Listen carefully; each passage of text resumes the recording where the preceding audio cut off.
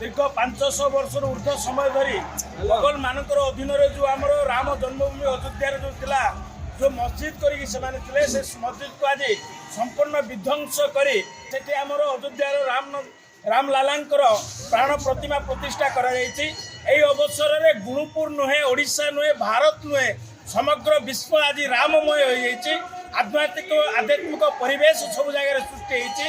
आमे भावुचु निश्चित भाव एथर आमे जो पुराण शुणुले जे राम राज्य अच्छी रामचंद्र बोली जड़े राजा थे दशरथ बोली जड़े राजा थे। आज आम रामलालांकर प्राण प्रतिष्ठा पाइबा परे आमे निजको गर्वित मन करुचु। आमे जड़े जड़े प्रकृत भारतर भारतीय मानकर हिंदू आमर हिंदू राष्ट्र निश्चित भाव गठन हम एवं भविष्य में राम राज्य गठन होबार प्राक सूचना देती।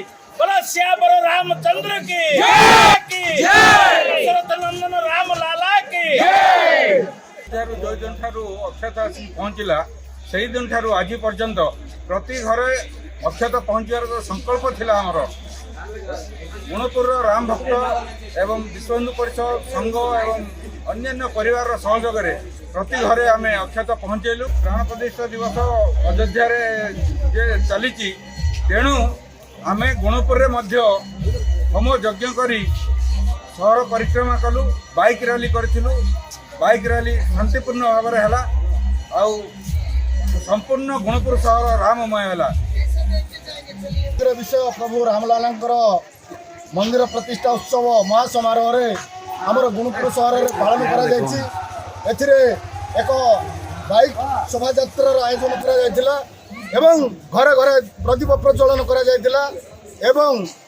सारा सहर राममय हो जाइए। प्रति घरे प्रदीप प्रज्वलन करा पुराना बस स्टाण्ड ठारे एक 14 फुटर दीप प्रज्वलन करा प्रभु रामलाला उद्देश्य एवं सारा गुणपुर శ్రీరామమయ हो जाइए।